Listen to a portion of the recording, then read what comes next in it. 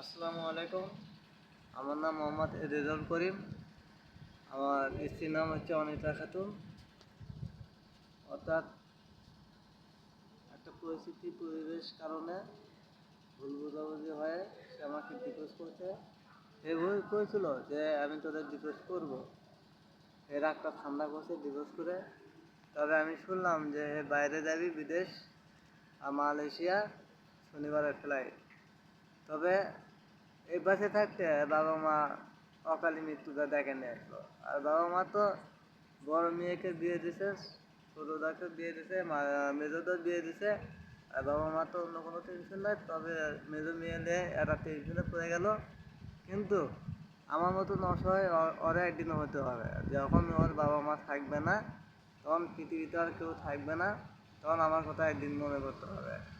তো যাই হোক, আর দিন যত আগে আসতেছে তত বাবা মা খাওয়া বন্ধ করতেছে। এমনকি আরও রাতেরবেলা স্মরণ হচ্ছে, আমার কথা একবার হলো স্মরণ হয়, দিনের বেলা স্মরণ না করলেও রাতেরবেলা স্মরণ করে। তা যাই হোক, আমি যদি কোনো ভুল টুল করে থাকি, আমি যেটা করছি আমার বিশ্বাস, আমি একটা পরিস্থিতির শিকারের মধ্যে আসছিলাম। যেমন যা যেতে রেজেক আছে তার সাথে যাইতে হবে। পরিস্থিতির শিকার ছাড়া আল্লাহ যার যেতে কপালে লেখা রাখছে তার সাথে হবে। আমার জানা মতন আমি ইচ্ছে করে ভুল করে নাই। তবে আমি কতটুকু ভুল করছি তার চেয়ে অনেক বেশি ভুল করলো সে। কিন্তু আমার ভুলে তাও আমি সংশোধন করতে পারবো। এমনকি আমি তার জন্যে আমি দেশ বিদেশ খাতে অনেক টাকা পয়সা, যাই হোক আল্লাহ আমার 2-4 টাকা চলতে দেখাচ্ছে, টাকা পয়সা যতটুকু সম্ভব আমি জোগাড় করছি।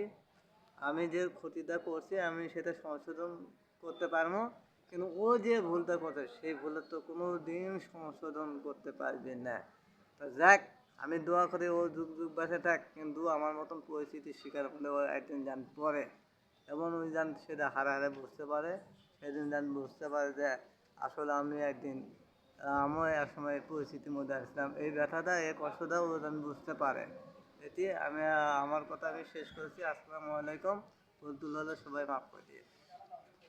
ভাই, আপনারা সবাই লাইক শেয়ার কমেন্ট করে সবার হাতে হাতে পৌঁছে দিবেন, এটাই আপনাদের কাছে আমার আবেদন রইল।